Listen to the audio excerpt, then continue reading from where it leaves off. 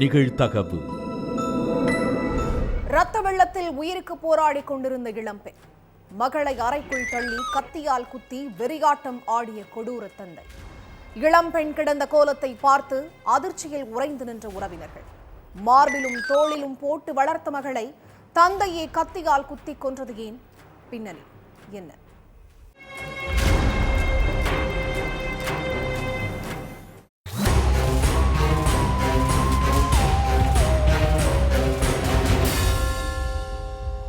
தங்களோட வீட்டு வாசல்ல நின்று பேசிட்டு இருந்திருக்காங்க இருளாண்டி ஐஸ்வர்யா தம்பதி. அப்போ வீட்டுக்குள்ள இருந்து ஐஸ்வர்யாவோட தங்கச்சி பிரியங்காவோட கதறல் சத்தம் பயங்கரமா கேட்டிருக்கு.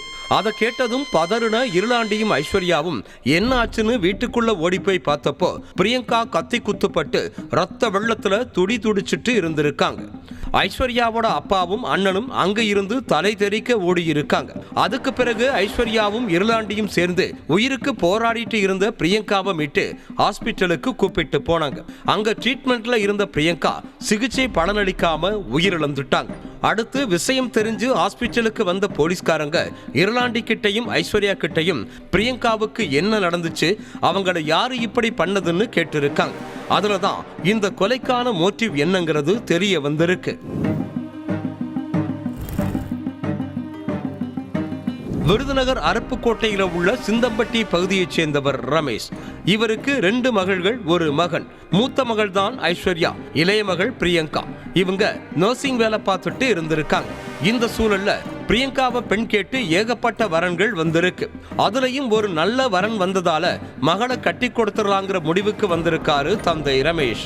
இத பத்தி மகள் பிரியங்கா கிட்ட பேசினப்ப தனக்கு இந்த கல்யாணத்துல இஷ்டம் இல்லைன்னு சொல்லி இருக்காங்க. எதுக்கு வேண்டாம்னு சொல்றேன்னு தந்தை ரமேஷ் திரும்ப கேட்டதுக்கு அப்புறம் தான் ஒரு பையனை லவ் பண்றதாகவும் அவனை தான் கல்யாணம் பண்ணிப்பேன்னு பிரியங்கா சொல்லி இருக்காங்க. இதை கேட்டு ஷாக்கான ரமேஷ் லவ்வுக்கு ஒத்துக்கவே மாட்டேன், மூத்த மகளை நல்லபடியா வளர்த்து நல்ல இடத்துல கட்டி கொடுத்து நல்லா வாழ வச்சிருக்கேன், உனக்கும் அதே மாதிரி ஒரு நல்ல வாழ்க்கையை அமைச்சு கொடுப்பேன், அதை விட்டுட்டு லவ்னு சொல்லிட்டு இருந்தா அப்புறம் கொலைகாரனா மாறிடுவேன்னு சொல்லி இருக்கார். ரமேஷுக்கு காதல்னாலே பிடிக்காது.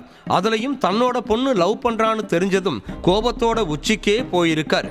பிரியங்காவோட லவ் மேட்டர் தெரிஞ்சதுல இருந்தே தினமும் அப்பாவுக்கு மகளுக்கும் இடையில சண்டை நடந்துட்டே இருந்திருக்கு. லவ் பண்ணி கல்யாணம் பண்ணிக்கிறதுக்கு பேசாம நீ செத்தே போயிடலாம்னு கூட ரமேஷ் சொல்லி இருக்கார். எவ்வளவு திட்டினாலும் எவ்வளவு அடிச்சாலும் என்ன சொன்னாலும் தான் காதலிச்ச பையனைத்தான் கல்யாணம் பண்ணிப்பேங்கிறதுல விடாப்பிடியா இருந்திருக்காங்க பிரியங்கா. இதுக்கு மத்தியில வீட்டை விட்டு வெளியேறின பிரியங்கா அருப்புக்கோட்டை அனைத்து மகளிர் காவல் நிலையத்துக்கு போய் கம்ப்ளைண்ட் கொடுத்திருக்காங்க. தன்னோட விருப்பம் இல்லாம கல்யாண ஏற்பாடுகளை செய்யறாங்கன்னு தான் வேற ஒருத்தரை லவ் பண்றதாகவும் சொல்லி இருக்காங்க பிரியங்கா. அந்த புகார் அடிப்படையில பிரியங்காவோட அப்பாவை கூப்பிட்டு விசாரணை நடத்தியிருக்காங்க போலீஸ். அப்போ தனக்கு வீட்டுக்கு செல்ல விருப்பம் இல்லைன்னு பிரியங்கா சொல்லவே அவங்கள விருதுநகர்ல உள்ள காப்பகத்துல தங்க வச்சிருக்காங்க போலீஸ். இது சரிப்பட்டு வராது, இப்படியே போச்சுன்னா நம்மளோட கௌரவத்தை இவ குழி தோண்டி புதைச்சிருவான்னு பயந்த ரமேஷ் மகன் பாலமுருகனை கூப்பிட்டுக்கிட்டு விருதுநகர் காப்பகத்துக்கு போயிருக்கார். அங்க இருந்த மகள் பிரியங்கா கிட்ட நீ சொன்ன பையனையே உனக்கு கல்யாணம் பண்ணி வைக்கிறோம், வீட்டுக்கு வா, அந்த பையன் வீட்டுக்கு போய் முறைப்படி பேசலாம்னு உறுதியளிச்சிருக்காரு தந்தை ரமேஷ். அப்பா அப்படி சொன்னதும் அவரை மலை போட நம்பின பிரியங்கா அவங்களோட கிளம்பி போயிருக்காங்க.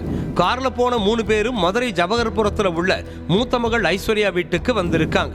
அப்போ ஐஸ்வர்யாவும் அவங்க கணவர் இருளாண்டியும் வீட்டு வாசல்ல நின்று பேசிட்டு இருக்க பிரியங்கா, ரமேஷ், பாலமுருகன் 3 பேரும் வீட்டுக்குள்ள இருந்திருக்காங்க.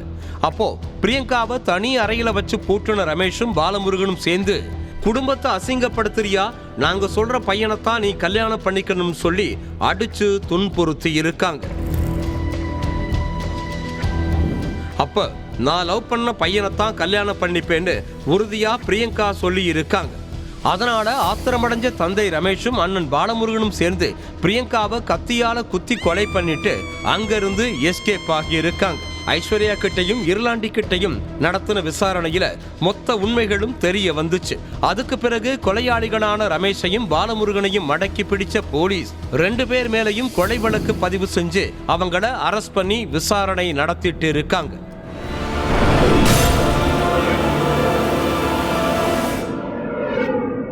நிகழ்தகவு.